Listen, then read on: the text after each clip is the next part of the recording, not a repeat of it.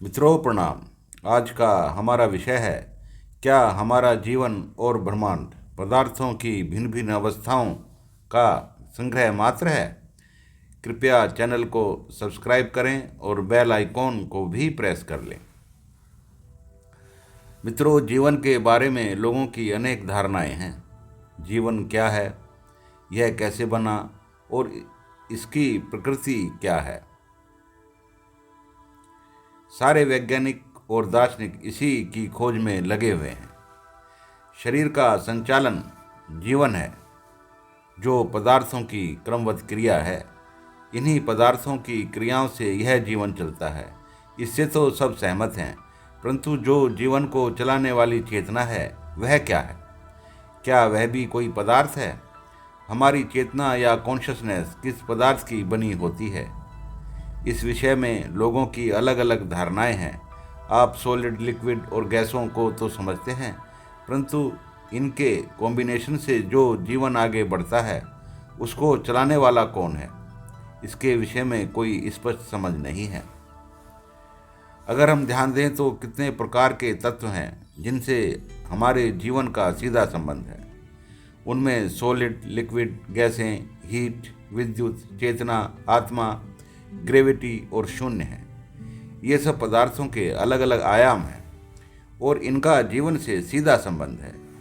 ऐसे भी और अनेक पदार्थ होंगे जो हमारे संज्ञान में नहीं हैं या जिनके आयाम कुछ और हैं। इन्हीं पदार्थों की परस्पर क्रियाओं से यह जीवन चलता है और सभी आयाम एक दूसरे में बदलते रहते हैं। हमारे भारतीय दार्शनिकों का चिंतन यह कहता है कि आत्मा एक तत्व है, उसका बिल्कुल अलग आयाम है, वही सारे जीवन को निर्देशित करती है। परंतु आत्मा के विषय में प्रमाणिक तौर पर कुछ भी नहीं कहा जा सकता। यह जरूर कहा जा सकता है कि हमारा जीवन जिस कॉन्शसनेस या चेतना से चलता है, वह आत्मा है। इसी प्रकार यह ब्रह्मांड भी शून्य से लेकर के ब्लैक होल तक अनेक आयामों में बटा हुआ है। हमारे दार्शनिकों का यह मानना है कि यदि ब्रह्मांड को समझना है तो जीवन को समझ लीजिए, और यदि जीवन को समझना है तो इस ब्रह्मांड को समझ लीजिए।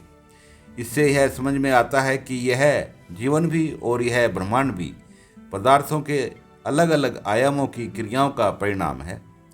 अब पदार्थों के विषय में बातें करते हैं तो पदार्थों के विषय में भी कई अलग अलग धारणाएं हैं।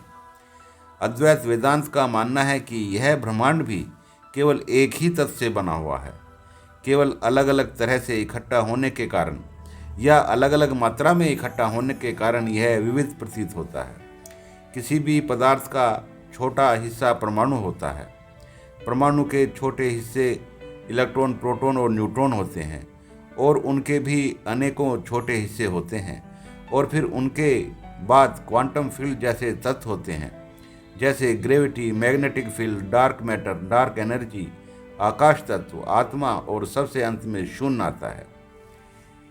तो हमारे दार्शनिकों का मानना है कि यह ब्रह्मांड शून्य से ही निर्मित हुआ है। मित्रों, जो यूनिवर्स हमें दिखाई पड़ता है वह केवल 4 से 5% है।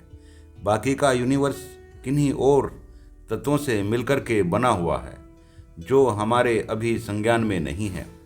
सारा यूनिवर्स इन्हीं के कारण से अस्तित्व में रहता है।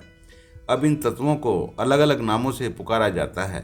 वैज्ञानिक इन तत्वों को डार्क मैटर या डार्क एनर्जी कहते हैं, और हमारे जो ऋषि और दार्शनिक हैं वे इन्हें आकाश तत्व, ब्रह्म तत्व, पुरुष तत्व आदि कहते हैं। तो यूनिवर्स अभी एक रहस्य ही बना हुआ है, क्योंकि जो कुछ हमें प्रतीत होता है वह तो एक अंश मात्र ही है। बाकी का क्या है यह अभी कुछ पता नहीं। इसी प्रकार इस जीवन को समझना भी मुश्किल है, क्योंकि जो इसको चलाने वाले तत्व हैं उनके विषय में भी अभी कुछ ज्ञात नहीं। परंतु परिकल्पना है कि आत्मा और मन जीवन को चलाने के लिए जिम्मेदार हैं।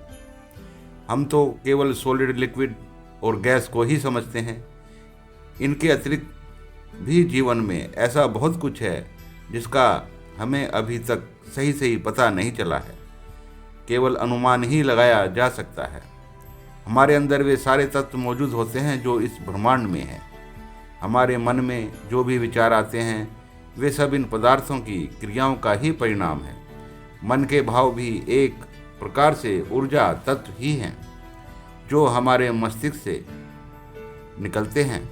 यह जीवन भी और यह ब्रह्मांड भी कॉज एंड इफेक्ट के माध्यम से ही अस्तित्व में रहते हैं। धन्यवाद।